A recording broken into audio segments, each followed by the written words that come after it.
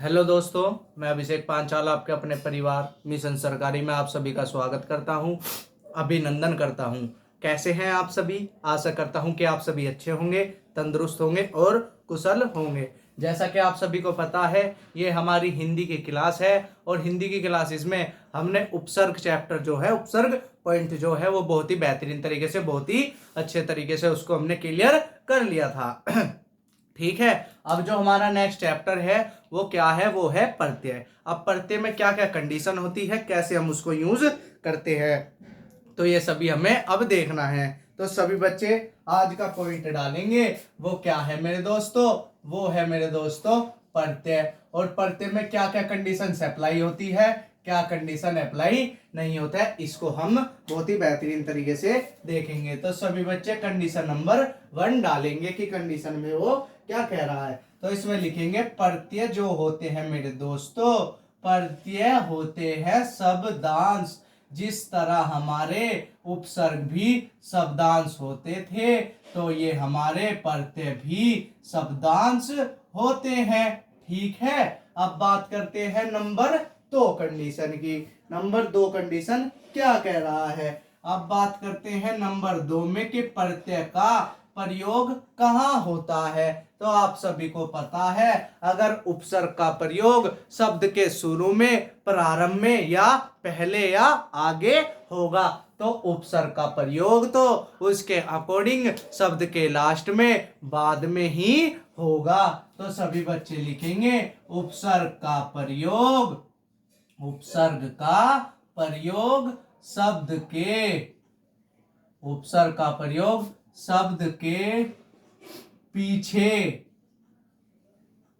पीछे बाद में होता है, होता है। अब बात करते हैं नंबर 3 पॉइंट की। नंबर 3 पॉइंट पर वो क्या कह रहा है? ठीक है मेरे दोस्तों, आप सभी को पता है उपसर्ग का जब हम यूज करते थे, तो उपसर्ग का यूज करने पर जो हम उस शब्द में उपसर्ग लगाते थे, उस उपसर्ग का कोई ना कोई अर्थ होता ही होता था। लेकिन जो प्रत्यय होता है, इसका कोई भी अर्थ नहीं होता। ठीक है मेरे दोस्तों, बस आपको यही बात याद रखनी है, यही कंडीशन से याद रखनी है, जिससे आप दोनों में अंतर कर सकते हैं और बहुत ही बेहतरीन तरीके से पेपर में पूछे जाएंगे जो प्रश्न, उन सभी के आंसर और उत्तर बहुत ही बेहतरीन तरीके से, बहुत ही अच्छे ढंग से उन सभी के आप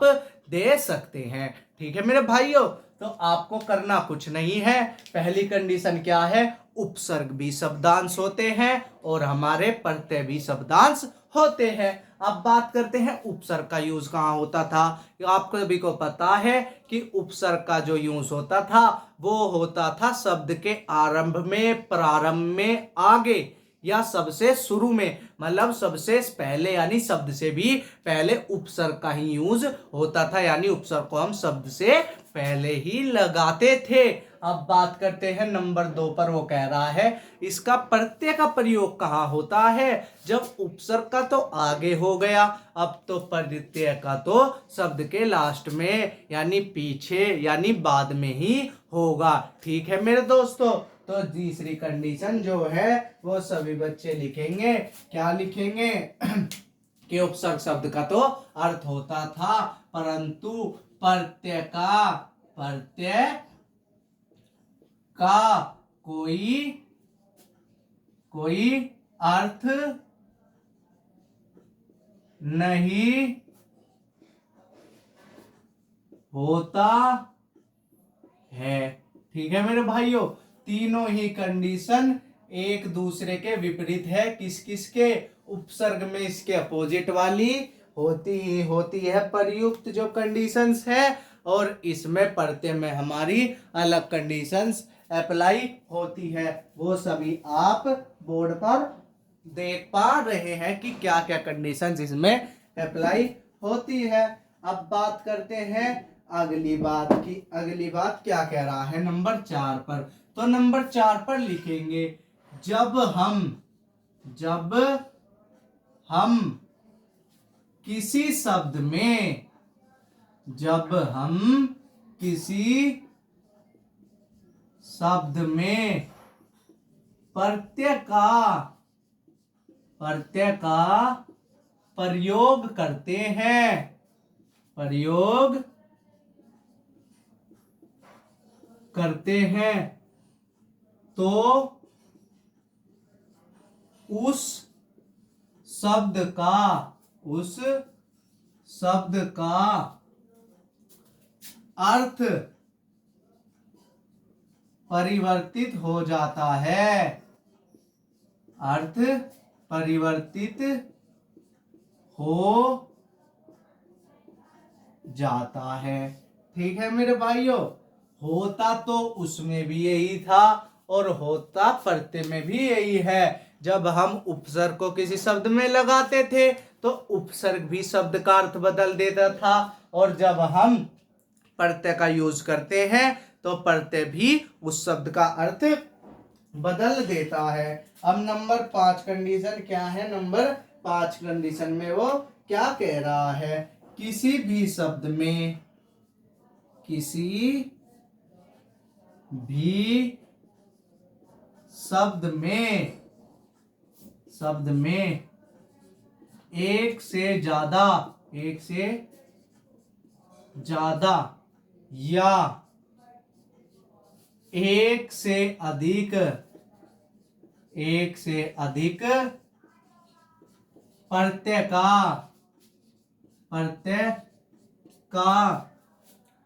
प्रयोग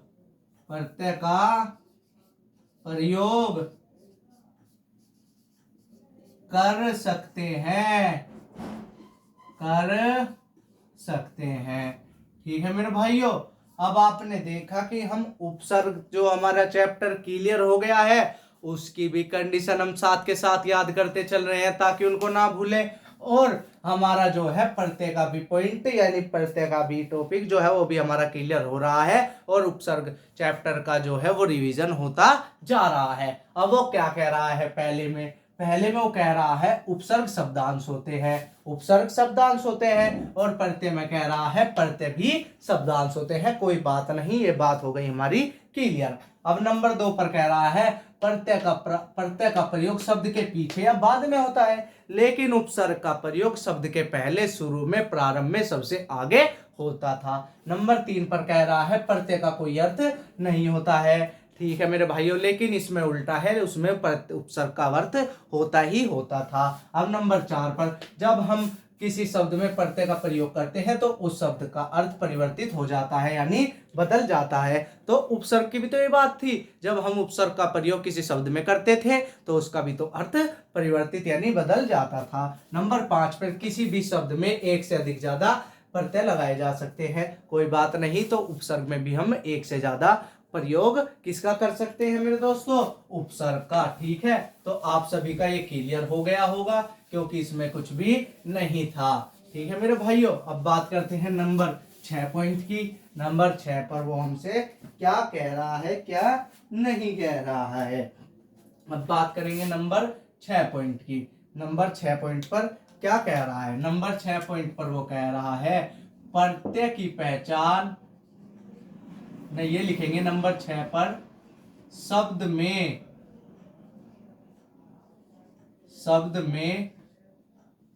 प्रत्यय की पहचान, शब्द में प्रत्यय की पहचान मूल शब्द को अलग अलग करके देख सकते हैं। तो उपसर्ग में भी तो यही करते थे कि मूल शब्द को हटा देते और जो आरंभ व्यवस्था था वो हमारा उपसर्ग हो जाता था, और प्रत्यय में मूल शब्द को हटाकर जो हमारा पीछे बचेगा वो हमारा क्या होगा? वो हमारा प्रत्यय हो जाता था। अब बात करते हैं नंबर 7 की। ठीक है मेरे दोस्तों, मूल शब्द अभी इसको मत लिख के ये लिखेंगे क्या मेरे दोस्तों, ये लिख लेंगे इसमें आप मूल शब्द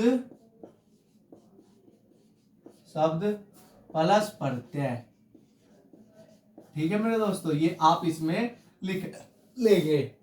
वो कैसे, मूल शब्द को अलग किया और प्रत्यय निकाल लिया। ठीक है, जिससे हमें प्रत्यय की पहचान हो गई मूल शब्द को हटाने के बाद। अब बात करते हैं नंबर 7 पॉइंट की, नंबर 7 पॉइंट की।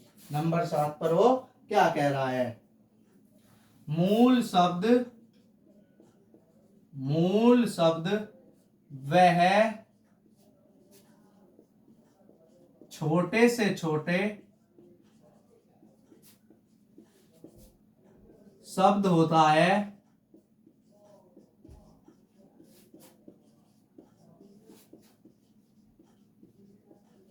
जिसका कोई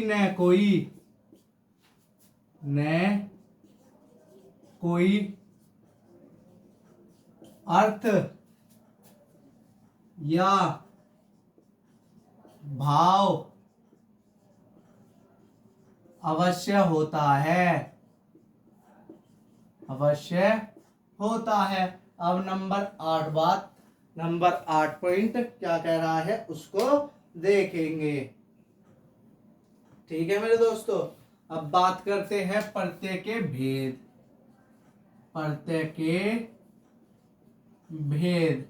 ये कितने होते हैं, ये होते हैं मेरे दोस्तों, मेरे भाइयों 2, लेकिन प्रयोग कितने का होगा, 3 का। अगर ऑप्शन में हमारे पास 3 भी है और ऑप्शन में हमारे पास 2 भी है तो आंसर होगा 3। अगर ऑप्शन में 3 न होकर 2 है तो आंसर होगा 2। वो करेगा एग्जामिनर के ऊपर डिपेंड। अगर वो पूछेगा कि प्रत्यय के भेद बताओ, ऑप्शन में 3 भी है 2 भी है तो आंसर देंगे 3। अगर ऑप्शन में खाली 2 है तो जब 3 होगा 3 देंगे, जब तक 2 होगा 2 देंगे। तो कौन कौन से होते हैं, नंबर 1 पर जो होता है मेरे दोस्तों, मेरे भाइयों, नंबर 1 पर वो होता है हमारा कर्त प्रत्यय। ठीक है मेरे दोस्तों, नंबर 2 पर क्या होता है, नंबर 2 पर होता है हमारा तदित प्रत्यय। नंबर 1 पर हमारा क्या, नंबर 1 पर कर्त प्रत्यय, नंबर 2 पर तदित प्रत्यय और नंबर 3 पर स्त्री प्रत्यय।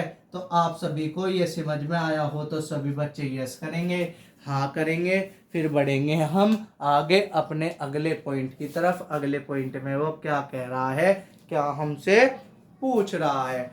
ठीक है मेरे दोस्तों, अब फटाफट इसको उतार लेंगे क्योंकि इसमें अब कुछ भी नहीं बचा है, क्योंकि अब ये बहुत ही बेहतरीन तरीके से क्लियर होने वाला है प्रत्यय का टॉपिक।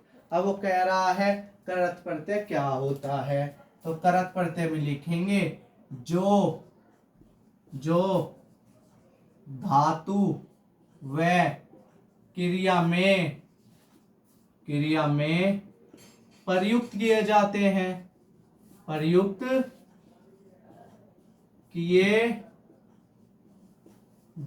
हैं। ठीक है मेरे भाइयों, तदित प्रत्यय जो संज्ञा या सर्वनाम में प्रयुक्त किए जाते हैं, सर्वनाम में प्रयुक्त किए जाते हैं। ठीक है, ये बात भी 2 पॉइंट क्लियर। अब तीसरी बात में वो कह रहा है कि स्त्री प्रत्यय क्या होता है, जो हमारा मेरे दोस्तों जो पुल्लिंग शब्द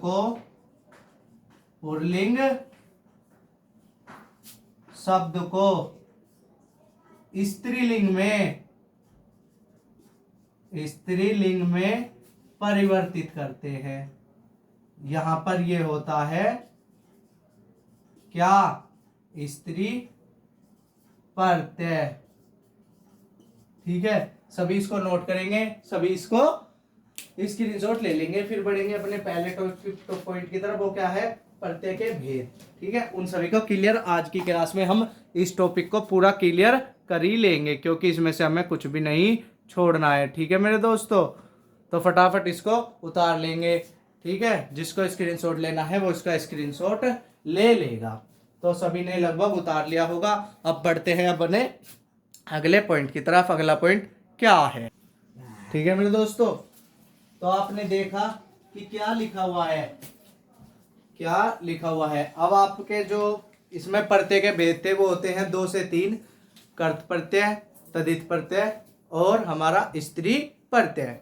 ठीक है, तो नंबर 1 जो इसका भेद है, प्रकार है, वो है कृत प्रत्यय। इसके अंदर क्या कंडीशंस अप्लाई होती है, क्या क्या इसमें हमारी कंडीशन होती है, वो अभी हम देखेंगे।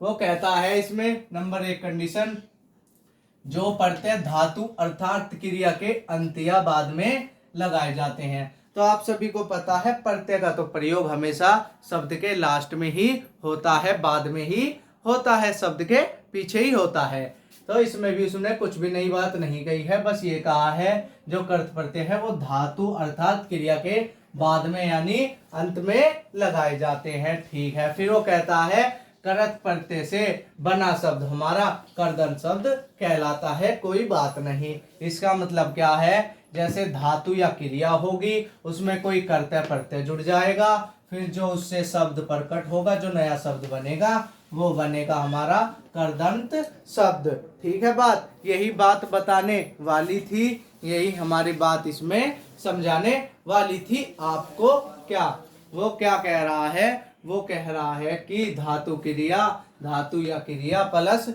करत प्रत्यय में जो जब हम करत प्रत्यय इसमें ऐड करते हैं तो हमारा करदंत शब्द बनता है। ठीक है मेरे दोस्तों, कौन सा शब्द बनता है, करदंत शब्द बनता है। जैसे हमारी क्रिया या धातु हो गई लिख, ठीक है मेरे दोस्तों, या फिर हो गई पढ़, या फिर हो गई पी, या फिर हो गई खेल, या फिर हो गई हमारी तैर।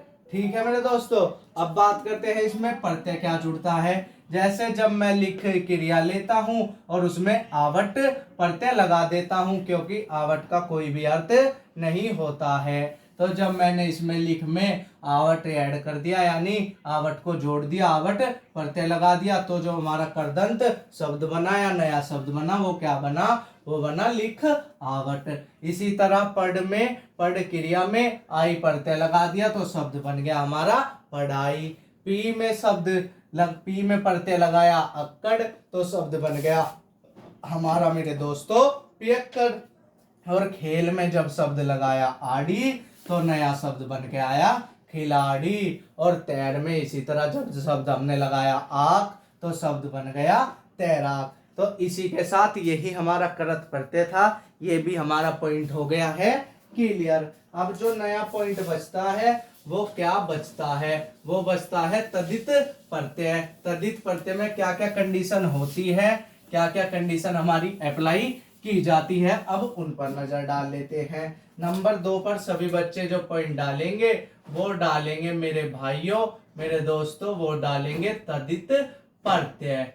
ठीक है, तद्धित प्रत्यय क्या क्या इसमें कंडीशन अप्लाई होती है, क्या क्या इसमें डिमांडेड्स रखी जाती है, उनको अब हम देखेंगे। तो इसमें वो कहता है जो जो जो संज्ञा, जो संज्ञा व सर्वनाम, जो संज्ञा व सर्वनाम या विशेषण के अंत, बाद या पीछे प्रयुक्त होते हैं, प्रयुक्त होते हैं, वो हमारे क्या कहलाते हैं, तद्धित प्रत्यय। ठीक है मेरे दोस्तों, अब नंबर 2 पर जो इसकी कंडीशन है, नंबर 2 पर जो कंडीशन है वो क्या होगा, तो इसमें लिखेंगे तद्धित प्रत्यय से बना नया शब्द क्या होगा? उसमें क्या होता था कृत प्रत्यय में? नया शब्द उसमें होता था कृदंत प्रत्यय, और इसमें होगा तदंत शब्द बनता है। ठीक है मेरे दोस्तों, तो इसका स्ट्रक्चर यानी इसका नियम क्या होगा? जिस तरह उसका हमारा नियम था, तो इसका नियम क्या होगा? एक तरफ तो होगा मेरे दोस्तों मूल शब्द, मूल शब्द, फिर उसमें तदित प्रत्यय, तदित प्रत्यय जुड़ जाएगा, तो इससे नया शब्द क्या बनेगा? वो बनेगा तदिदांत शब्द। ठीक है मेरे दोस्तों, तदिदांत शब्द। ठीक है मेरे दोस्तों, ये शब्द इसमें हमारा बन जाएगा। अब बात करते हैं शब्द किस तरीके का आएगा। जैसे शब्द आ गया हमारा बच्चा, ठीक है, शब्द आ गया बच्चा, या फिर आ गया हमारा शब्द बूढ़ा, या फिर आ गया जवान। ठीक है मेरे दोस्तों, ये तीन शब्द आ गए, या फिर आ गया शब्द मानव। अब मानव में तदित प्रत्यय लगाना है, और तदित प्रत्यय क्या होता है उसको आप सभी को पता है। ये होता है, जैसे मैं लगा देता हूं बच्चा में पन, तो इससे जो तदिदांत शब्द बनता है वो क्या होगा? वो होगा मेरे दोस्तों बचपन। इसी तरह बूढ़ा में जब मैं शब्द लगाता हूं आपा, तो शब्द बन जाता है मेरे दोस्तों बुढ़ापा। ठीक है, जवानी में लगाता हूं शब्द आनी, तो शब्द बन जाता है जवानी। ठीक है मेरे दोस्तों, अब बात करते हैं मानव, और जब मानव में क्या शब्द लगाते हैं? इसमें शब्द लगाएंगे मेरे दोस्तों यह, तो शब्द बन जाएगा मानवीय। इसी के साथ ये पॉइंट भी हमारा क्लियर हो गया, क्योंकि इसमें कुछ भी नई बात नहीं थी। ये हमें बहुत ही बेहतरीन तरीके से, बहुत ही अच्छे तरीके से हमको ये बातें पता थी। तो तदिदांत प्रत्यय का स्ट्रक्चर जो होगा यही होगा, इससे बाहर कुछ भी नहीं आएगा। अब जो हमारी अगली क्लास होगी उसमें हम इसको कंप्लीट कर देंगे, और उसमें कुछ उपसर्ग और प्रत्यय के मिक्स क्वेश्चन लेंगे और उनकी प्रैक्टिस करेंगे। जब तक के लिए हमारी वीडियोस को देखते रहिए, चैनल को सब्सक्राइब करते रहिए, और वीडियोस को लाइक करते रहिए और शेयर करते रहिए। ठीक है दोस्तों, मिलते हैं अगली क्लास में नए जुनून के साथ और नए जज्बे के साथ।